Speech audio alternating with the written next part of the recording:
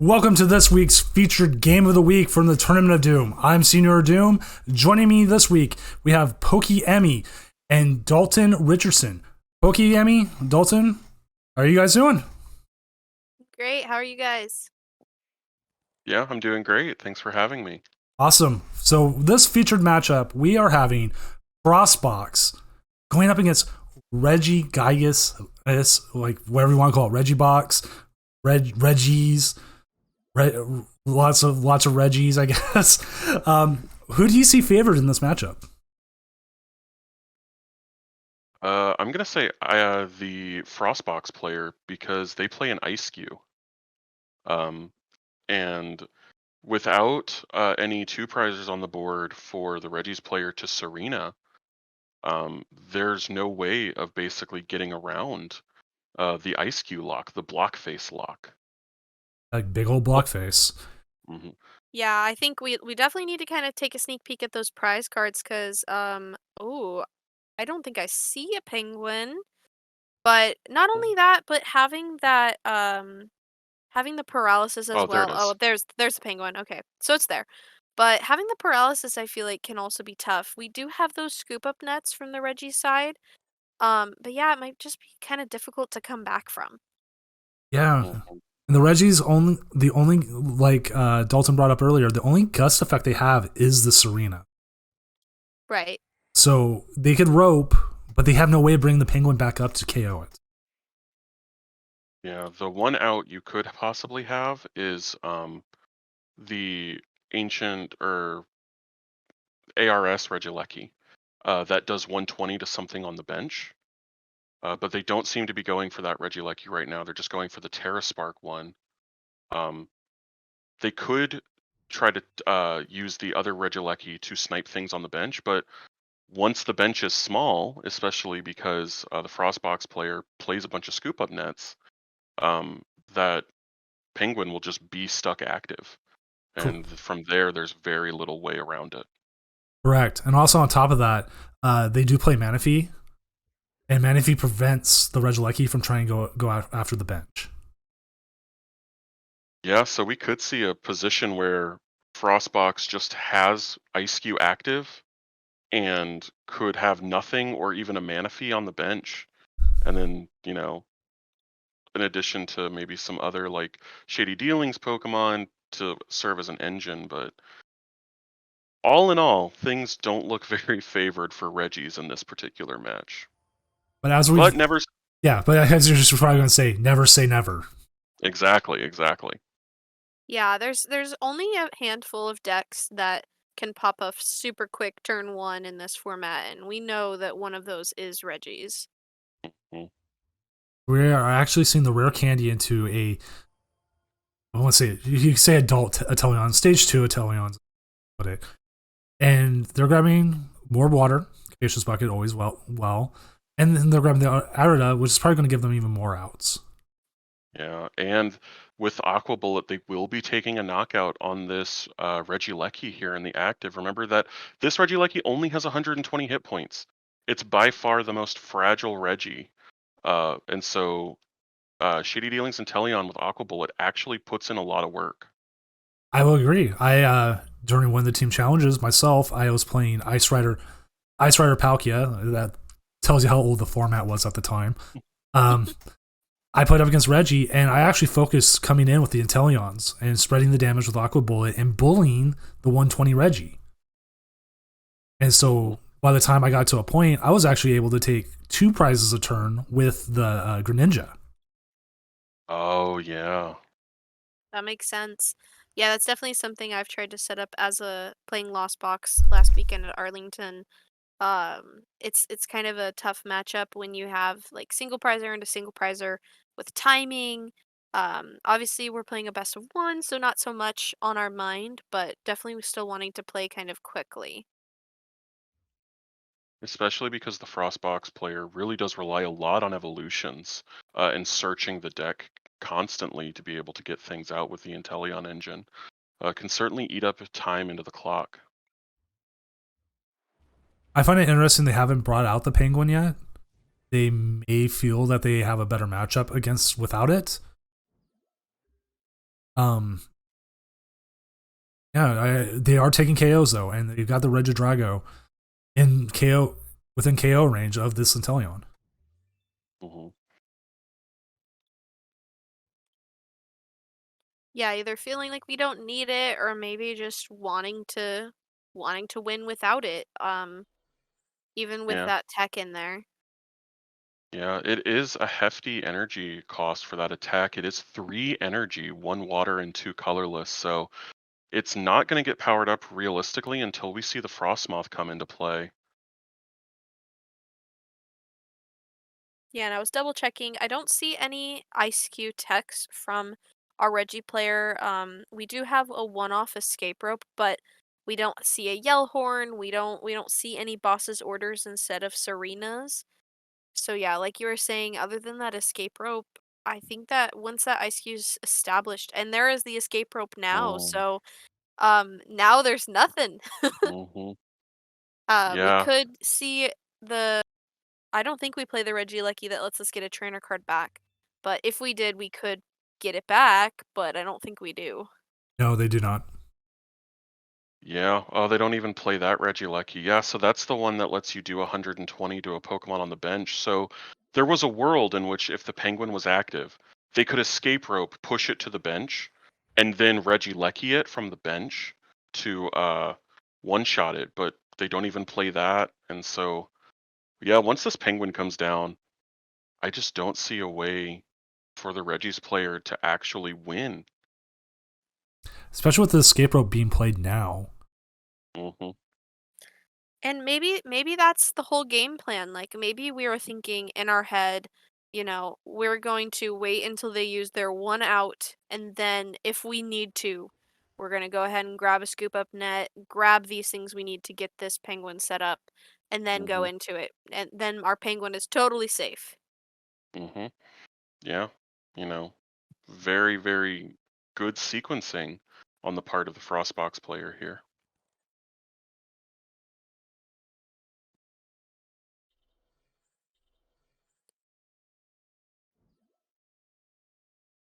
Targeting the Regieleki once again. Certainly a good thing to go after because Regieleki does make speed energy live, thus allowing you to attach and draw simultaneously. And so without having an electric Pokemon in play, any speed energy that ends up in the hand becomes much more worthless. Now, here's a little theory modding here. You can only use the energy like twice a game because obviously once you get knocked out or you retreat, it goes into the discard, and you don't get the effects coming from the Regigigas. If there was a way to bring back special energy, do you think Regigigas would play that? If only to get the speed energy back in the deck to continue draw power? Or is gift energy enough for it to just not even worry about that? I think Dalton's got to take that question. I haven't played enough Reggies to really know. My instinct would be that we're already trying to fit so much into Reggies that I don't think having that would be worth it. But I don't know. What do you think, Dalton? No, I agree. The list for Reggies is very tight as it is because you really want to max out on your consistency cards. And with Reggies, you want to see your energy in the discard. I would say about 95% of the time. Sometimes you want one in hand to be able to attach to retreat if you've attached an air balloon to something. But 95% of the time, you definitely want to see the energy in your discard pile. So I'm not necessarily sure. I feel like, yeah, the gift energy might be enough. I know some lists only play one, uh, and it seems to be enough, so certainly a consideration, but I don't think they would necessarily. Yeah, I agree. The list is very tight, and it becomes a one-off kind of thing. Like, can I get that speed energy back? And with gift energy, especially gift energy working correctly now, that Mhm. seems like just a better draw engine than the speed energy. The speed energy is nice, and it's something you probably don't want to toss away, so you can continue. Mhm. Yeah, I You, feel like. Oh, sorry. I didn't mean to cut you off. Go ahead. No, you're good. I was just gonna say, when you're talking about these techs and you're thinking about, what is my uh 59th, 60th card, I think it's really important to think, how many matchups is this winning me? Like, is this winning me one random matchup that I might hit at an event, or is this going to win me the Lugia matchup, which that we see that tonight that's 25% of the meta share. So definitely really important to think of, like, how important is this? Is me getting back speed energy gonna win me the Lugia matchup every time, or not so much? So that's kind of how I've started thinking about techs after hearing, I think it was Riley Hubert and JW Crewell talking about it at the on the tag team podcast, and I was like, that's a good way to think about tech cards, I think. So we're in Yeah, in a this game. we're in an Sorry, go interesting ahead. position with this game now. The Marnie was into 3 energy, a Abominable V, and the Articuno. And they don't have the ice butterfly. I'm his name right now. Frostmoth Mhm. in play, so they can't just accelerate all that energy. Oh. This is an interesting position. We might actually see Reggie's uh, take the lead in a way that they won't be able to lose, because this Registeel looks like it's going to be taking 2 prizes. Well, Because it will be. if depending on what the top deck, the Registeel can be knocked out by a quick shooting. Yeah, very true. So the Frostbox is probably praying for a really good top deck. Hmm. I think either Inteleon would be good here because um we could be able to go get more cards with a Shady Dealings Inteleon, or an out to it, or quick shooting. Hmm. Because you'd like to get that Registeel KO'd before you come up with the Articuno. The Articuno will take the KO, but you want the Paralyze. Ooh, right hand. Okay. Ooh, That, Raihan. Oh, oh, delicious. Hmm. So that's gonna Raihan let gets you us, there. yeah, that's gonna let us get whatever we want for the deck. I'm assuming that energy can get slapped right onto that Articuno, and then we can just go grab either an out to that quick shooting, or um Mhm. any of the other ones. There's also a really interesting interaction here. Gift energy specifies when you're knocked out as the result of damage from an attack. Quick shooting obviously is an ability, thus meaning when it quick shooting brings or hits the Registeel, it'll get knocked out, but gift energy doesn't proc. So Right. those 5 cards in the hand are all that the Regi players got. They won't get to draw additional cards off of this gift energy, which makes it, perhaps better on another Pokemon in this particular case. as we see them right hand into the Drizzile.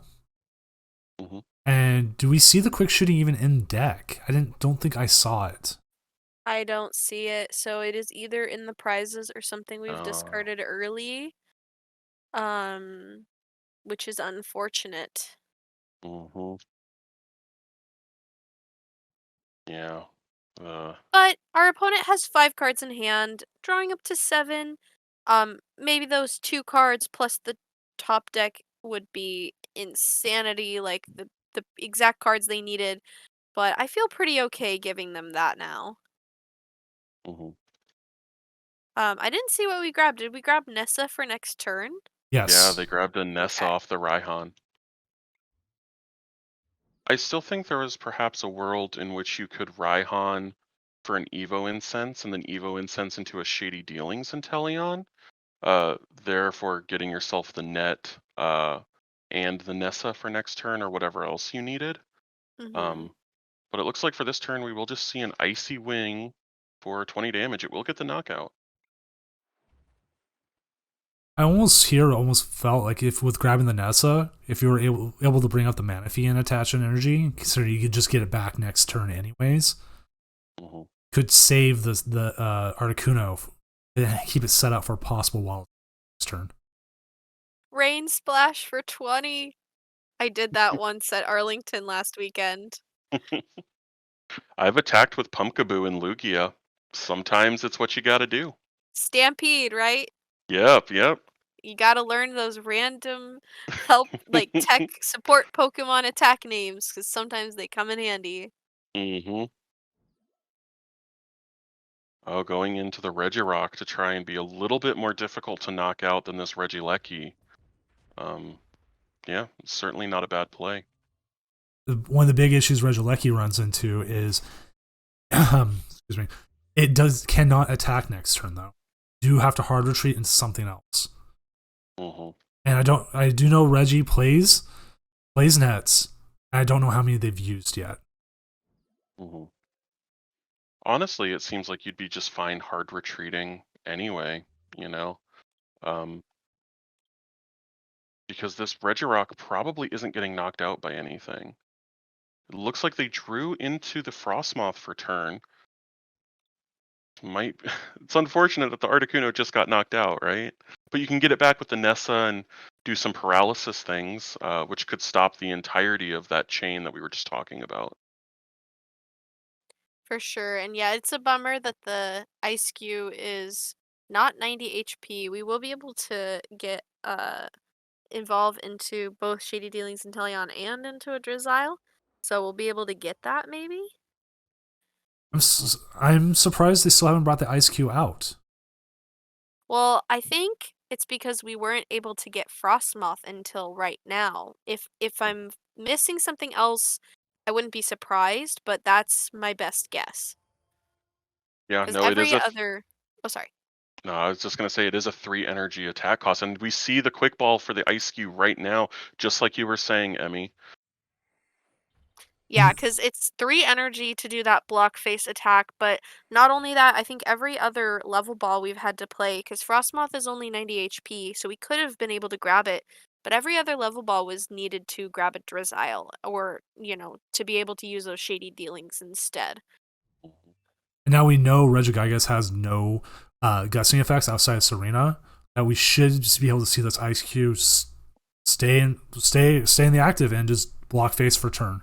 Block face for turn. Yep.